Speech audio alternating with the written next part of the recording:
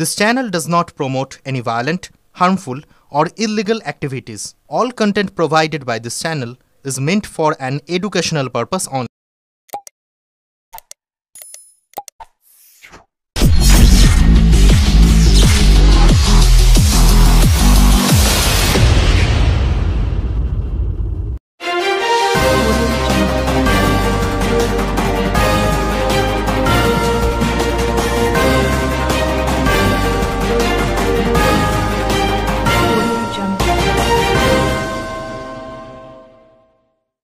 আজ সারা রাজ্য জুড়ে এসইউসিআই কমিউনিস্ট পার্টির পক্ষ থেকে এক আইন অমান্য কর্মসূচি পালিত হয়েছে, যেখানে বিভিন্ন গুরুত্বপূর্ণ ইস্যুর বিরুদ্ধে প্রতিবাদ জানানো হয়েছে।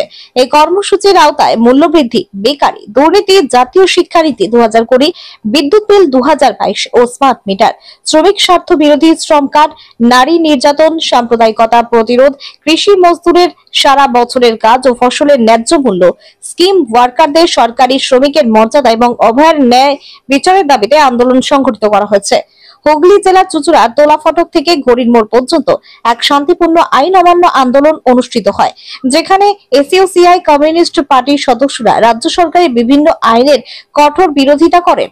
প্রথম পর্যায়ে পুলিশের ব্যারিকেড ভেঙে তারা নিজেদের দাবিগুলি জনসাধারণের কাছে তুলে ধরেন এবং পরে সুশৃঙ্খল ভাবে আইন অমান্য কর্মসূচি পালন করেন। এই আন্দোলনটি ছিল এক শান্তিপূর্ণ ও দৃঢ় পদক্ষেপ, যা রাজ্য সরকারের নীতি ও সিদ্ধান্তের বিরুদ্ধে এক সাহসী প্রতিবাদ হিসেবে উঠে আসে। চুঁচুড়া থেকে আদির রিপোর্ট, আমার কলকাতা নিউজ।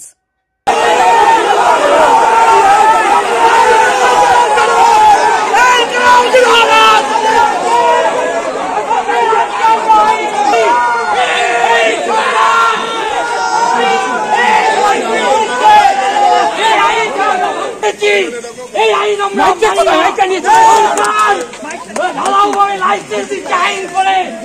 আইন আমরা মানি না। সরকার দুর্নীতি করতে দিতে পারছে না। আমরা সেই জন্য এই রাজ্য সরকারের আইন আমরা মানি না।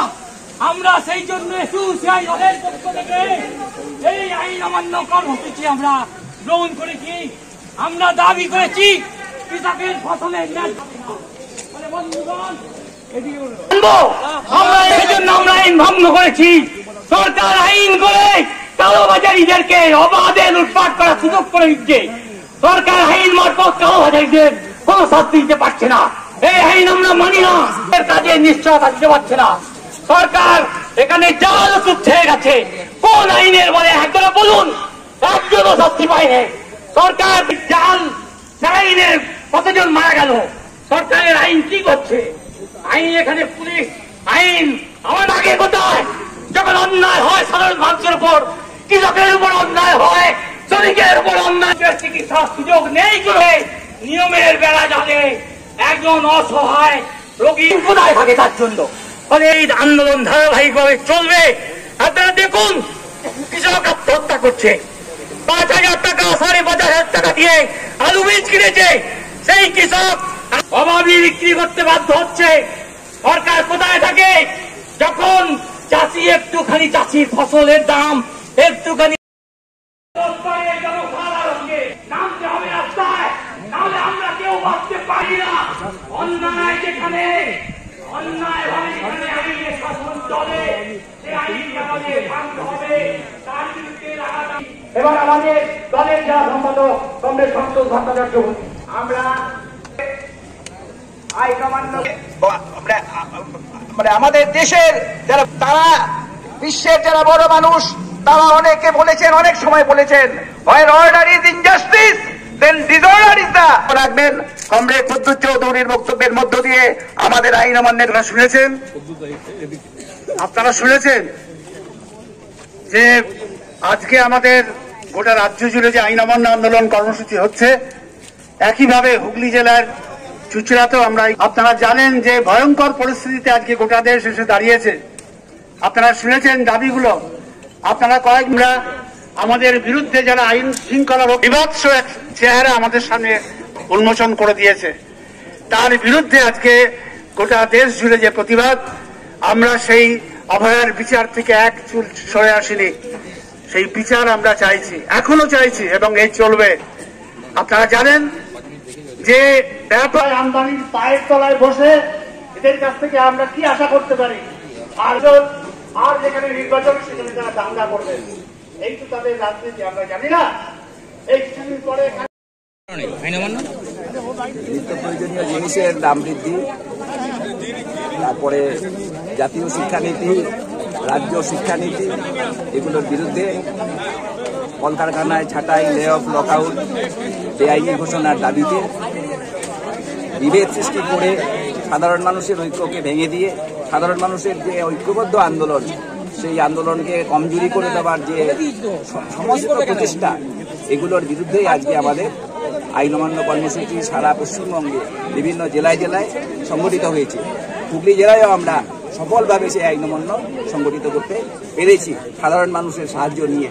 এবারে আমরা যেটা করব, আমরা সাধারণ মানুষকে নিয়ে যে আইন অমান্য সংগঠিত করলাম, সেই আইন অমান্যর পরবর্তী ধাপে আমরা সাধারণ মানুষের কাছে আবেদন জানাবো।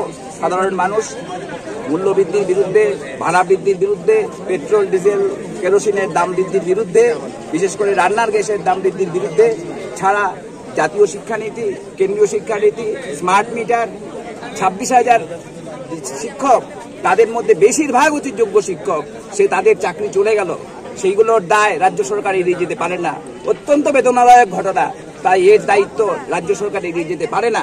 তাই আমরা মনে করি এর বিরুদ্ধে আমরা সারা পশ্চিমবঙ্গ জুড়ে সাধারণ মানুষকে সংগঠিত করব, সাধারণ মানুষকে সচেতন করব, সাধারণ মানুষকে নিয়ে ঐক্যবদ্ধ কমিটি করব এবং আরো বড় আন্দোলনের দিকে আমরা যাব। এটাই আজকে আমাদের আইন অমান্যের মধ্য দিয়ে আমরা এখানে এই আহ্বানটা রাখলাম। আজকে কি কর্মসূচি শেষ হয়ে গেল? আজকে আমাদের কর্মসূচি আইন অমান্য কর্মসূচি ছিল, ঘোষিত কর্মসূচি, আমরা আইন অমান্য করেছি এবং তার মধ্যে দিয়ে আমাদের কর্মসূচি সমাপ্ত হলো।